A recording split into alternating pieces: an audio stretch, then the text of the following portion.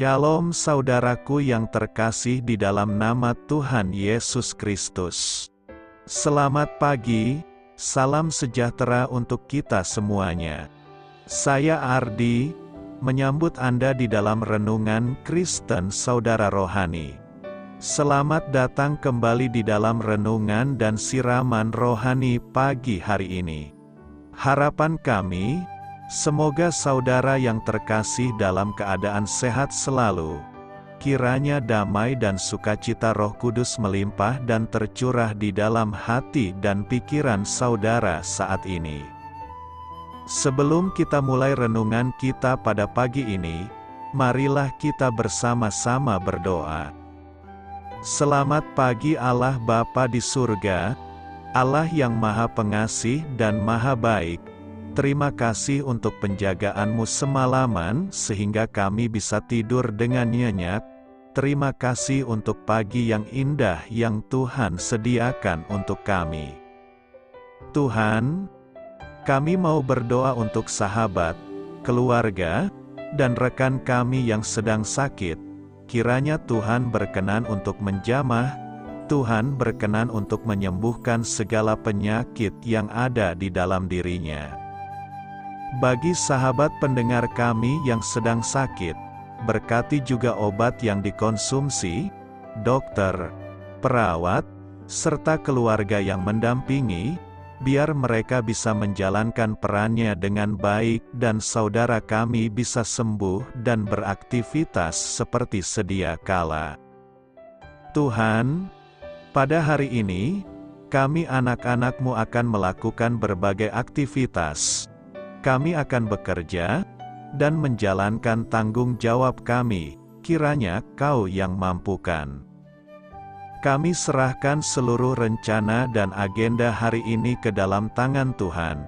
Biar Tuhan yang berkarya dan biarkan semua rencana sesuai dengan kehendak-Mu ya Tuhan Yesus yang baik.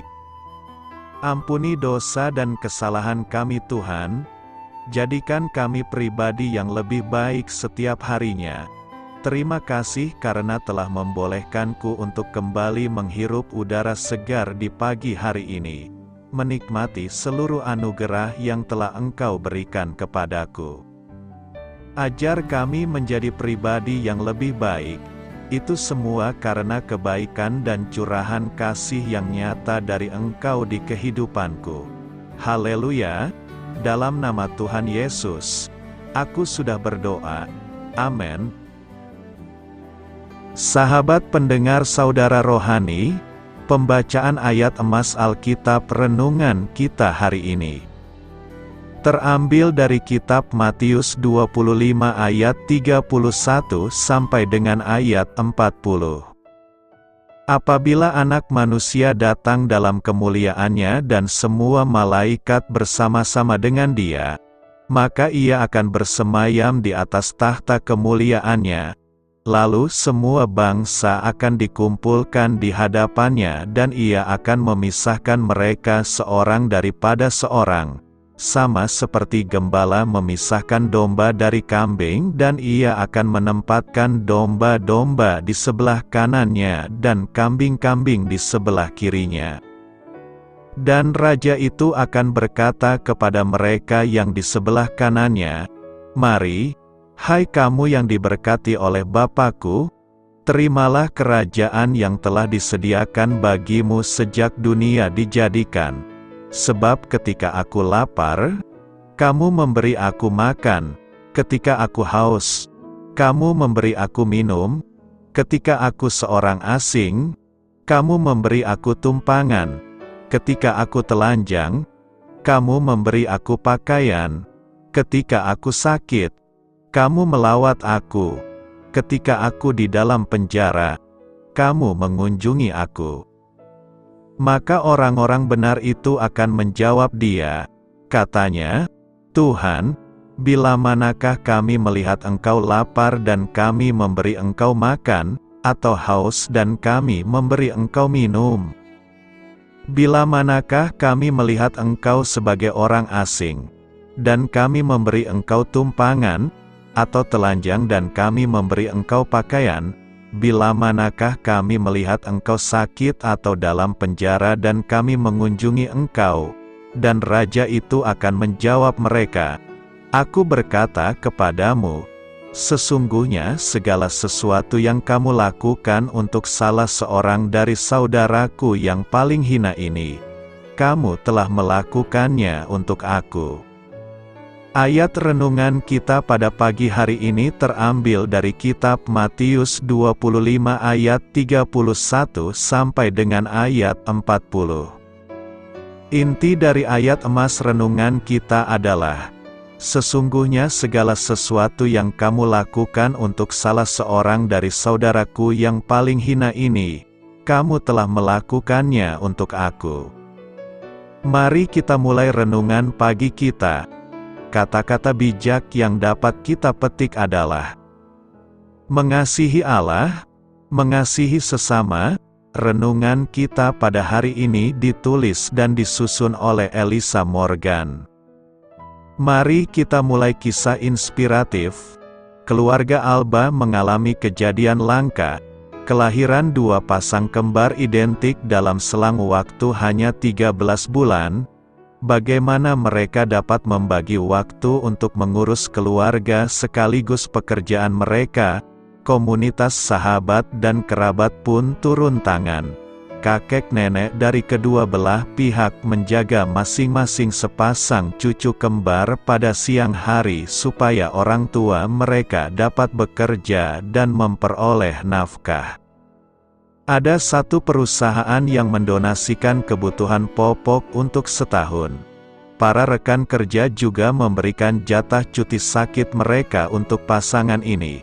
Kami tidak mungkin dapat melakukannya tanpa dukungan komunitas kami, mereka mengakui. Bahkan, dalam sebuah wawancara langsung, salah seorang pembawa acara mencopot mikrofonnya lalu mengejar salah satu balita yang mencoba kabur. Alangkah besar peran komunitas dalam mendukung keluarga itu. Dalam Matius 25 ayat 31 sampai dengan ayat 46, Yesus mengisahkan sebuah perumpamaan untuk menjelaskan bahwa ketika kita melayani sesama, sesungguhnya kita sedang melayani Allah. Setelah menyebutkan berbagai perbuatan baik, seperti memberi makanan kepada yang lapar, minuman kepada yang haus, tempat tinggal kepada para tunawisma, pakaian kepada yang telanjang, dan perawatan kepada orang sakit, Yesus menyimpulkan, sesungguhnya segala sesuatu yang kamu lakukan untuk salah seorang dari saudaraku yang paling hina ini, kamu telah melakukannya untuk aku. Membayangkan Yesus sebagai penerima utama dari segala kebaikan yang kita lakukan dapat sungguh-sungguh menjadi motivasi kita untuk melayani sesama di tengah lingkungan, keluarga, gereja, dan dunia kita. Ketika kita berkorban demi kebutuhan orang lain seturut dorongan dari Allah, kita sedang melayaninya. Kita mengasihi Allah dengan mengasihi sesama kita. Marilah kita renungkan di dalam hati kita, bagaimana Anda dapat melayani Yesus dengan melayani komunitas Anda hari ini. Bagaimana Anda dapat mengasihi Allah dengan cara mengasihi orang lain yang Anda temui. Hal ini patut kamu ketahui dan menambah wawasan kamu. Dalam perumpamaan yang sering kali dinamakan domba dan kambing, Yesus menggambarkan bahwa Dia akan memisahkan orang-orang ketika Dia datang kembali, seperti gembala biasa memisahkan domba dari kambing. Matius 25 ayat 32. Kedua kelompok orang ini dipisahkan berdasarkan kepedulian mereka terhadap orang lain. Kelompok yang disebut sebagai orang-orang benar, dan kelompok satunya lagi sama-sama memanggil Yesus sebagai Tuhan. Perkataan ini tentu mengingatkan para pendengar pada kata-kata Kristus dalam Matius 7 ayat 21 bahwa bukan setiap orang yang berseru kepadaku, Tuhan, Tuhan, akan masuk ke dalam kerajaan surga, melainkan dia yang melakukan kehendak Bapa-Ku yang di surga. Melakukan untuk orang paling hina, Matius 25 ayat 40, dan raja itu akan menjawab mereka, Aku berkata kepadamu, sesungguhnya segala sesuatu yang kamu lakukan untuk salah seorang dari saudaraku yang paling hina ini, kamu telah melakukannya untuk aku. Menolong orang berada itu, pasti akan terjadi balas budi, tetapi menolong orang paling hina, pasti sulit terjadi balas budi. Dalam nas hari ini kita diajak untuk menolong orang yang paling hina. Kata, yang paling hina ini, adalah frasa yang sering disebutkan orang dalam berbagai pengertian, tetapi Yesus menggunakannya untuk menggambarkan mereka yang, menurut standar dunia, hanya punya sedikit atau bahkan tidak punya apa-apa untuk membalas pelayanan kita. Mereka adalah laki-laki, perempuan, dan anak-anak yang kerap diabaikan, bahkan dilupakan oleh dunia. Namun, justru merekalah yang ditinggikan Yesus kepada kedudukan yang begitu indah dengan mengatakan, sesungguhnya segala sesuatu yang kamu lakukan untuk mereka, kamu telah melakukannya untuk aku. Tidak perlu gelar dari universitas ternama untuk memahami maksud Kristus. Melayani, yang paling hina, adalah sama dengan melayani Dia. Yang dibutuhkan hanyalah kerelaan hati. Siapakah mereka orang paling hina ini?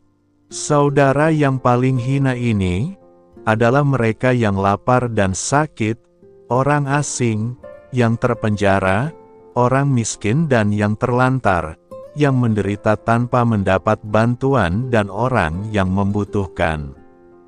Dari wajah mereka, kita dapat membayangkan wajahnya, dari mulutnya, meskipun tertutup karena rasa sakit, dia berkata, inilah tubuhku, Matius 26 ayat 26. Dalam diri orang miskin, Yesus mengetuk hati kita dan, dalam diri yang haus, Dia meminta kasih kita. Ketika kita mampu melayani orang paling hina, kita adalah sahabatnya dan umatnya. Sehingga Dia berkenan tinggal bersama kita, Tuhan sangat menghargai hal itu. Menghargai orang paling hina. Ia memberikan tangannya kepada yang tertindas, mengulurkan tangannya kepada yang miskin. Ini adalah kekuatan yang sesungguhnya, bukan kepalan tangan dan lengan yang siap menangkis, tetapi tangan yang ringan dan siap untuk membantu orang miskin, untuk tubuh Tuhan yang terluka. Tuhan Yesus menawarkan pengertian yang tak terduga. Dia menyebut orang miskin, orang sakit, orang asing, dan orang tahanan sebagai saudaraku. Mereka mewakili kaum lemah, tidak berdaya, bisa jadi tertindas dan terpinggirkan. Mereka memerlukan uluran pertolongan, namun justru kerap diperlakukan sebagai sampah masyarakat. Orang asing dapat mengacu pula pada mereka yang berbeda etnis, berbeda kepercayaan, berbeda pilihan politik, kelompok minoritas. Orang tahanan ada yang ditawan karena kejahatannya sendiri, namun ada juga yang menjadi korban ketidakadilan. Sungguh mengejutkan, Yesus merengkuh orang-orang seperti itu sebagai saudara, dan menganggap perlakuan terhadap mereka sebagai perlakuan terhadap dirinya. Dia memilih bersolidaritas dengan orang-orang yang dianggap hina itu. Sayangnya, banyak orang justru bersikap seperti Kain ketika Tuhan bertanya kepadanya tentang keberadaan Habel. Jawaban Kain, "Aku tidak tahu. Apakah aku penjaga adikku?" Kejadian 4 ayat 9, bukan hanya sebuah dusta, melainkan penyangkalan akan kebersaudaraan mereka. Kain tidak lagi menganggap Habel sebagai saudara, melainkan orang asing, bahkan musuh. Alih-alih menjaganya, ia membunuhnya. Sungguh berlawanan dengan sikap Yesus. Siapa saja yang terlintas dalam benak kita ketika mendengar frasa "yang paling hina" ini? Adakah sesuatu yang dapat kita lakukan bagi mereka? Karena itu, pekalah melihat orang paling hina ini di sekitar kita lalu mengulurkan tangan untuk menolong mereka. Saudaraku yang paling hina, Matius 25 ayat 40, dan raja itu akan menjawab mereka, "Aku berkata kepadamu, sesungguhnya segala sesuatu yang kamu lakukan untuk salah seorang dari saudaraku yang paling hina ini, kamu telah melakukannya untuk aku." Menolong orang yang sepadan dengan kita itu biasa sebab mereka juga akan membalas kebaikan itu pada kita.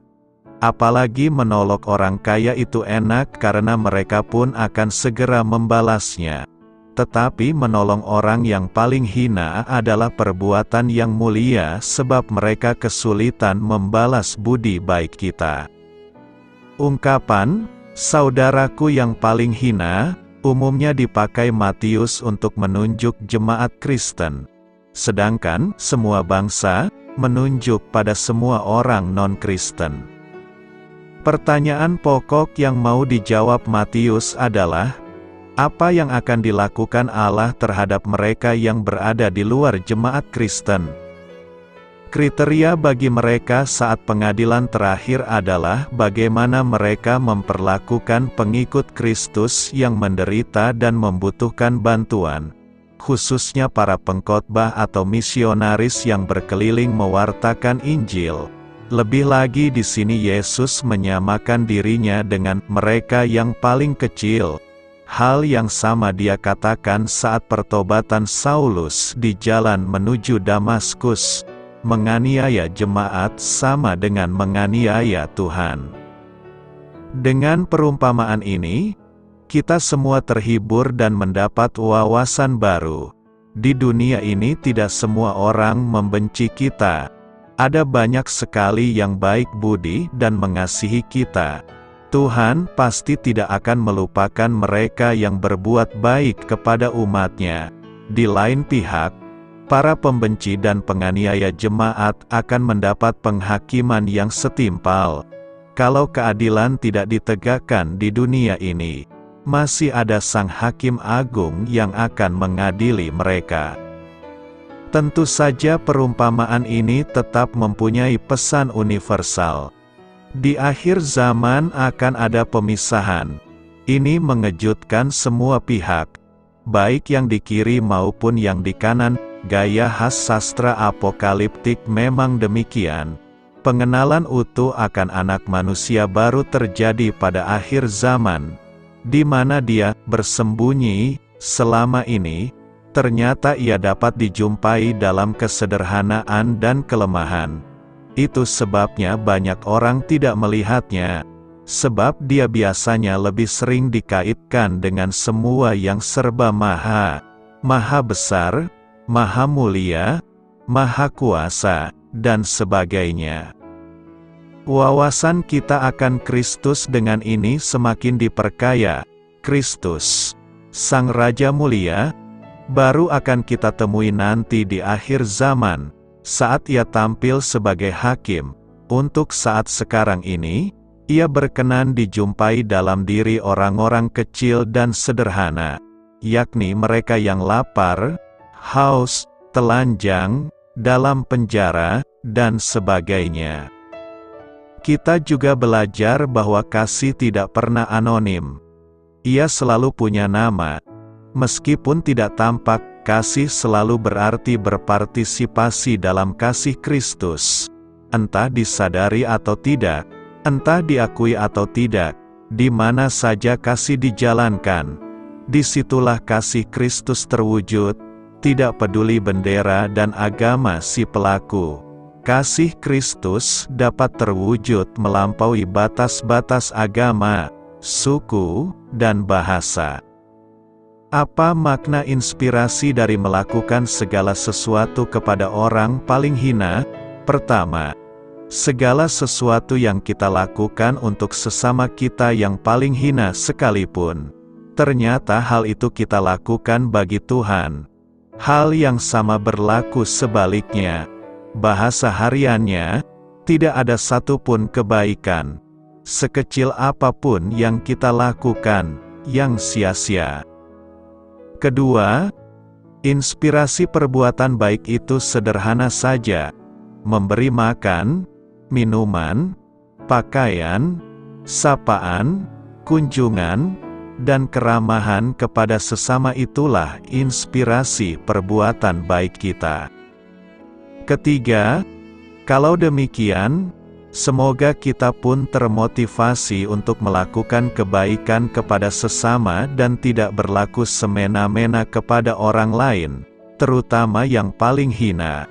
Sebab, segala sesuatu yang kita buat bagi mereka, ternyata tertuju bagi Tuhan yang Maha Kuasa.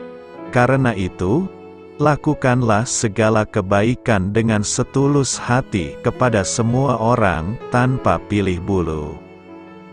Jadilah pewaris hidup yang kekal.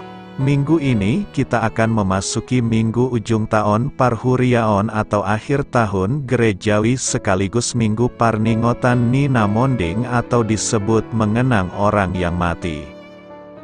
Dalam minggu ini, kita akan membahas tema, Jadilah Pewaris Hidup yang Kekal.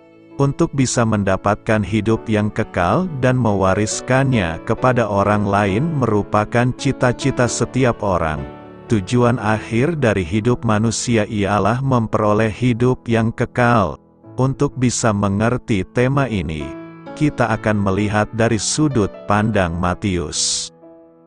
Perikop dalam Injil Matius 25 ayat 31 sampai dengan ayat 46 adalah penghakiman terakhir anak manusia Yesus, Raja segala raja dan Tuan segala tuan yang pasti datang kembali dan bersemayan di atas tahta kemuliaannya untuk menghakimi setiap manusia dengan cara memisahkan mereka seperti gembala memisahkan domba dari kambing. Di saat kedatangan Tuhan Yesus kembali, suka tidak suka, senang tidak senang, siap atau belum siap, kita pasti akan mendengar suara penghakiman Raja terhadap domba. Pertanyaan kita saat ini adalah siapakah mereka yang berhak menjadi pewaris hidup yang kekal itu? Pertama, orang yang mau memberi makan ketika ada orang kelaparan. Kita selalu mendengar berita tentang pembagian sembako atau makanan kepada mereka yang membutuhkan dan kegiatan ini dilakukan oleh berbagai yayasan sosial, gereja, instansi pemerintah, dan lain-lain. Namun faktanya mereka yang kelaparan tidak pernah berkurang jumlahnya sebab jika hari ini diberi makan besok mereka lapar kembali. Tentu kegiatan semacam ini baik tetapi Tuhan Yesus menginginkan lebih dari sekadar kegiatan sosial harus ada komunikasi dengan si penerima sebab banyak donatur menyumbang tanpa mengenal siapa yang menerima sumbangan mereka. Mengapa perlu komunikasi?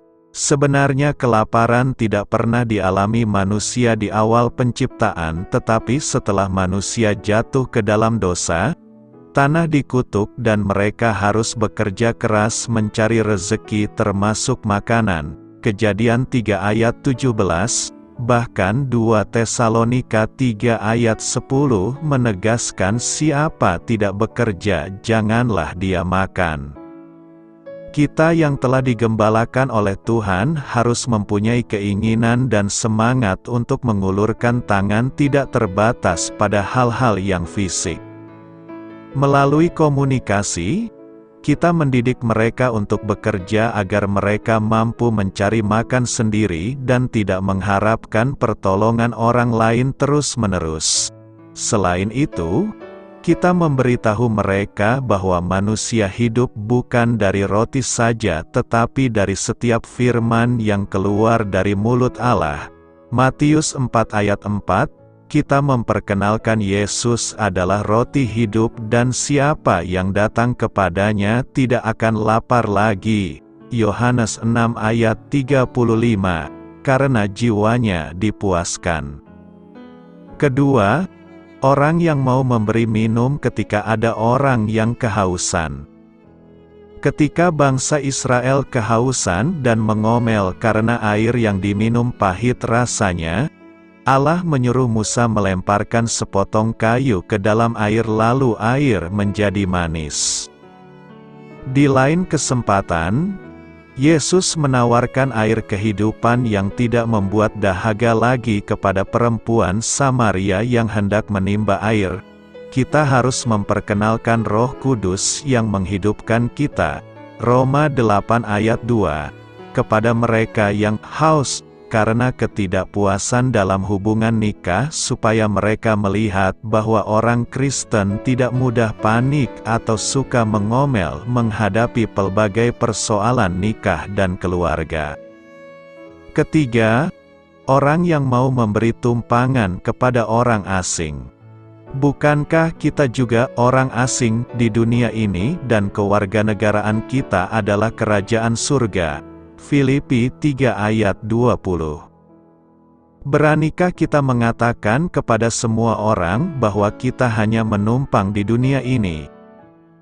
Jujur, kita terlalu merindukan bahkan terikat dengan rumah dan harta dunia padahal Yesus pergi ke rumah Bapa untuk menyediakan tempat bagi kita dan akan kembali lagi untuk membawa kita ke sana. Yohanes 14 ayat 2. Tuhan ingin kita mengingatkan orang-orang percaya lainnya agar fokus kepada rumah di surga sehingga meskipun kita tidak dapat membantu secara finansial, mereka berterima kasih karena memiliki pengharapan yang benar. Keempat, orang yang mau memberi pakaian bagi yang telanjang. Cukupkah kita mengumpulkan pakaian layak pakai untuk diberikan kepada mereka yang berpakaian minim karena kondisi atau budaya? Faktanya, tidaklah mudah untuk mengubah kebiasaan berpakaian. Misal, orang pedalaman di Papua masih memakai koteka, bila diberi hadiah pakaian, mereka hanya mengenakannya kalau ke kota tetapi segera melepasnya begitu tiba di rumah. Tentu bukan pemberian seperti ini yang dimaksud oleh Yesus. Ketika Adam dan Hawa tahu bahwa mereka telanjang, segera mereka menyemat daun pohon ara dan membuat cawat untuk menutupi ketelanjangannya, tetapi Allah tidak berkenan kemudian membuat pakaian dari kulit binatang sebagai gantinya.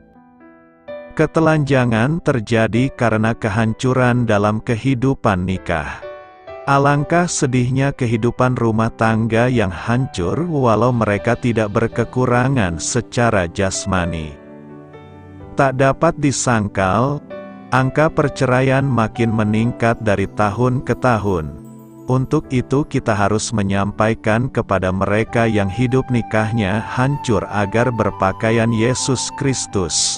Galatia 3 ayat 27, ingat, Tuhan Yesus segera datang. Jangan sampai Dia menemukan kita dalam kondisi bercacat celah dan telanjang. Oleh sebab itu kenakan pakaian kesucian dari Yesus baik untuk diri sendiri maupun untuk mereka yang masih telanjang.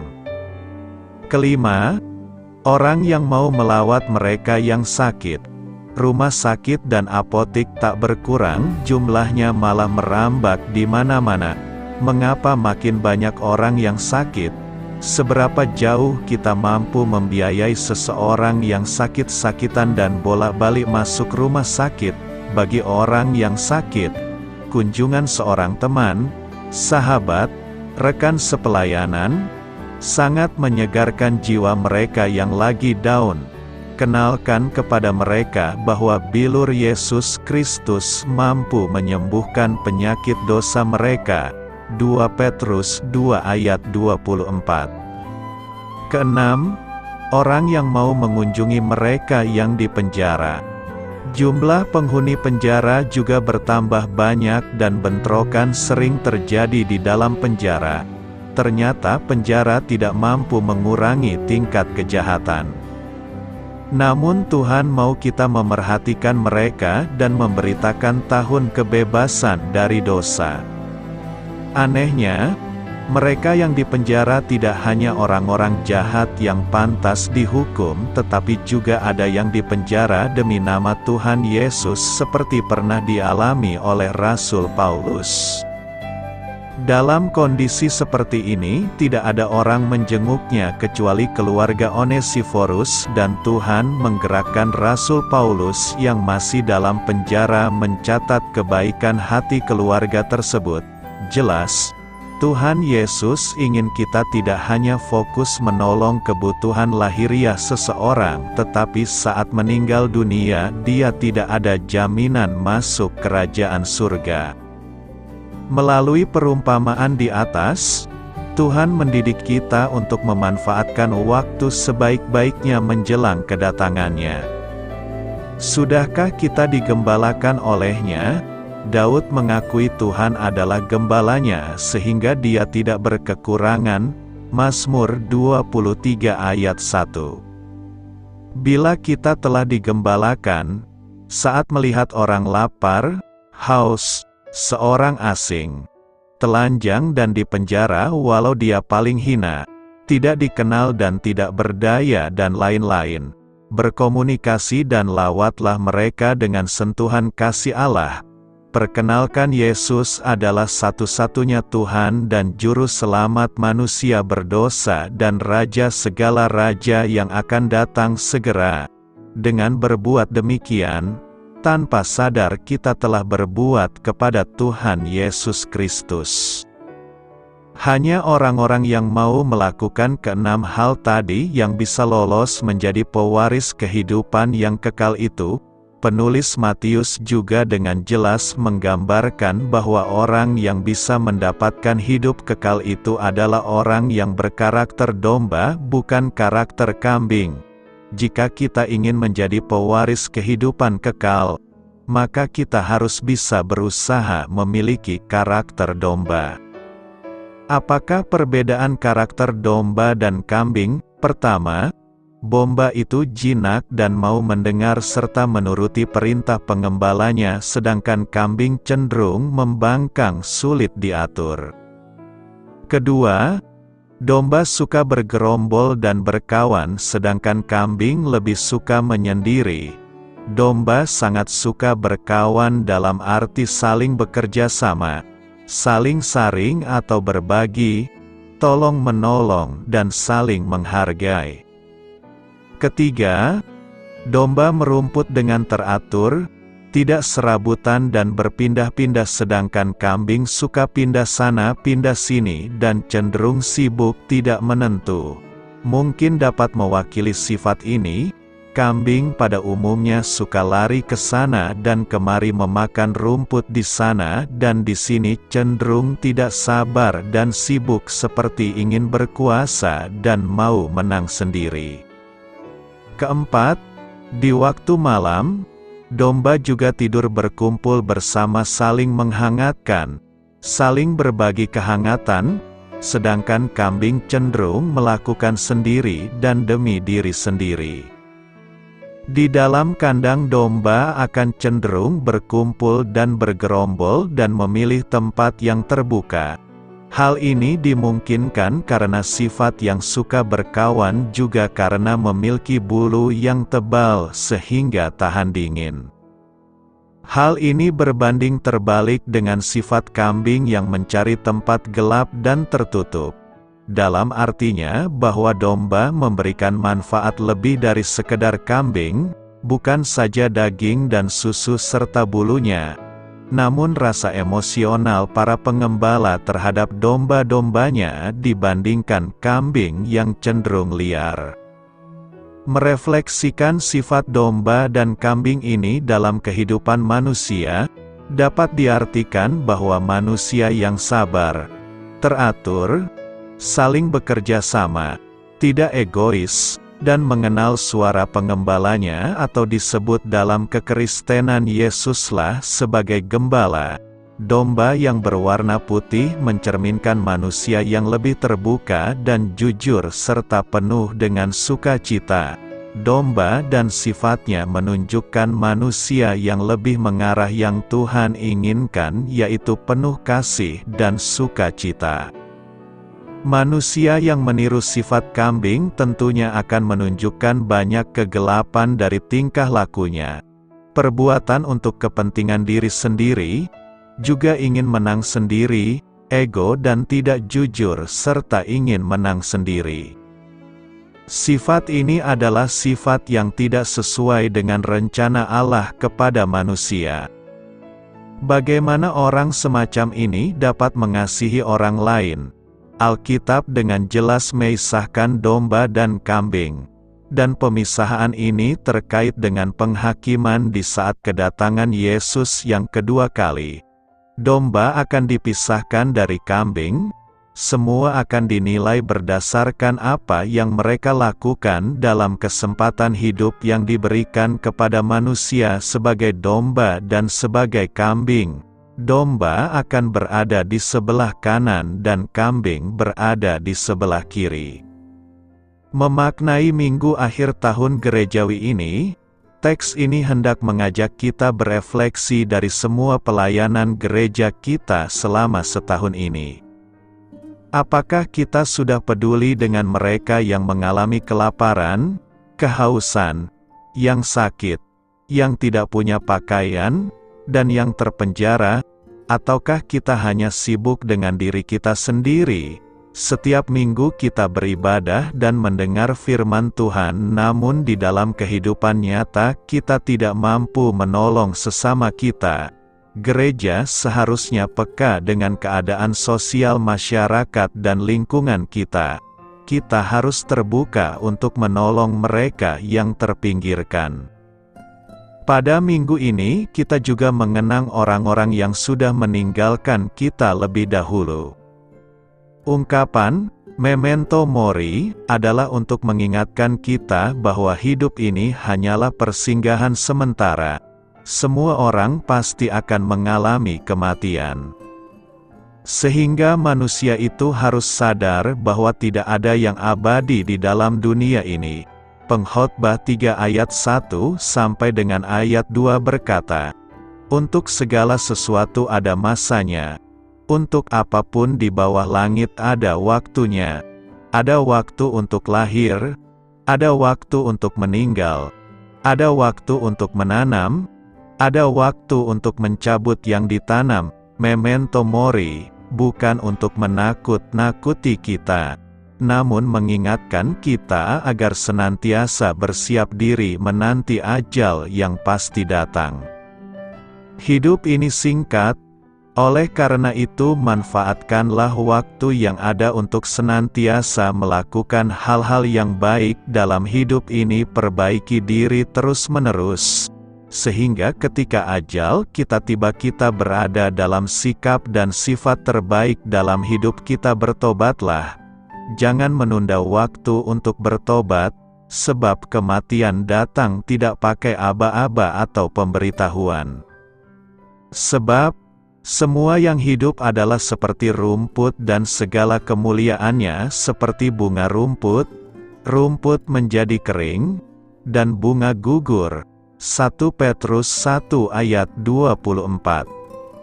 Apa yang dimaksud dengan perumpamaan domba dan kambing? Perumpamaan tentang domba dan kambing merupakan bagian dari wacana zaitun. Hal ini ditemukan dalam Matius 25 ayat 31 sampai dengan ayat 46. Perumpamaan adalah kisah perbandingan yang singkat dan sederhana. Yesus menggunakan perumpamaan untuk mengajarkan kebenaran rohani melalui situasi duniawi. Yesus memulai perumpamaannya dengan mengatakan bahwa perumpamaan ini berkaitan dengan kedatangannya kembali dalam kemuliaan untuk mendirikan kerajaannya. Matius 25 ayat 31. Oleh karena itu, latar peristiwa ini ada di awal. Namun, kitab suci tidak bertentangan dengan dirinya sendiri. Dan Alkitab dengan jelas dan berulang kali mengajarkan bahwa keselamatan adalah melalui iman, melalui kasih karunia Allah, dan bukan melalui perbuatan baik kita. Faktanya, Yesus sendiri menjelaskan dalam perumpamaan ini bahwa keselamatan domba tidak didasarkan pada perbuatan mereka. Warisan mereka adalah milik mereka sejak penciptaan dunia. Matius 25 ayat 34, jauh sebelum mereka dapat melakukan hal tersebut. Melakukan perbuatan baik apapun, keselamatan. Sebagai orang Kristen kita menjadi seperti Kristus. Galatia 5 ayat 22 memberitahu kita bahwa buah roh adalah kasih, sukacita, damai sejahtera, kesabaran, kebaikan, kelemah lembutan, kesetiaan, dan pengendalian diri. Perbuatan baik dalam kehidupan seorang Kristen merupakan luapan langsung dari sifat-sifat ini, dan hanya dapat diterima oleh Allah karena adanya hubungan yang terjalin antara hamba dan Tuhan, orang yang diselamatkan dan juru selamatnya, domba dan gembalanya. Efesus 2 ayat 10, setelah masa kesusahan besar. Semua yang ada di bumi pada saat itu akan dibawa ke hadapan Tuhan, dan Dia akan memisahkan mereka, seperti seorang gembala memisahkan domba dari kambing. Dia akan menempatkan domba di sebelah kanannya dan kambing di sebelah kirinya. Domba adalah mereka yang diselamatkan pada masa kesengsaraan, kambing adalah mereka yang belum diselamatkan dan selamat dari kesengsaraan. Domba di sebelah kanan Yesus diberkati oleh Allah Bapa dan diberikan warisan. Alasannya dinyatakan, sebab ketika aku lapar, kamu memberi aku makan, ketika aku haus, kamu memberi aku minum, ketika aku orang asing, kamu mengundang aku masuk. Aku memerlukan pakaian, dan kamu memberi aku pakaian. Aku sakit, dan kamu menjaga aku. Aku dipenjara dan kamu datang mengunjungi aku. Orang benar tidak akan mengerti kapan mereka melihat Yesus dalam kondisi yang menyedihkan dan menolong dia. Raja akan menjawab, sesungguhnya apa yang kamu lakukan untuk salah satu saudaraku yang paling hina ini, kamu telah melakukannya untuk aku. Kambing di sebelah kiri Yesus dikutuk dengan api neraka yang kekal, disediakan bagi iblis dan malaikat-malaikatnya. Alasannya diberikan, mereka mempunyai kesempatan untuk melayani Tuhan, tetapi mereka tidak berbuat apa-apa. Orang-orang terkutuk itu bertanya, Tuhan, kapan kami melihat Engkau lapar, atau haus, atau menjadi orang asing, atau membutuhkan pakaian, atau sakit, atau di dalam penjara, dan kami tidak menolong Engkau? Yesus menjawab, sesungguhnya aku berkata kepadamu, segala sesuatu yang tidak kamu lakukan untuk salah satu dari orang yang paling hina ini, kamu tidak melakukannya untuk aku. Yesus kemudian mengakhiri ceramahnya dengan sebuah kontras, mereka akan masuk ke dalam siksa yang kekal, tetapi orang-orang benar ke dalam hidup yang kekal. Dalam perumpamaan tentang domba dan kambing, kita melihat manusia ditebus dan diselamatkan, dan manusia dikutuk dan terhilang. Jika kita membacanya secara sepintas, tampaknya keselamatan adalah hasil perbuatan baik. Domba-domba itu bertindak murah hati, memberikan makanan, minuman, dan pakaian kepada yang membutuhkan. Para kambing tidak menunjukkan belas kasihan.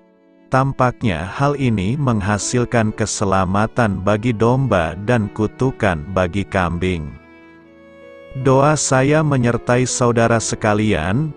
Marilah kita menyampaikan doa syafaat. Ya Allah, bukalah mataku untuk melihat kebutuhan di sekitarku, supaya aku dapat berusaha memenuhinya dan mengasihi-Mu lebih sungguh. Amin. Sampaikan harapan dan permintaan saudara kepada Tuhan.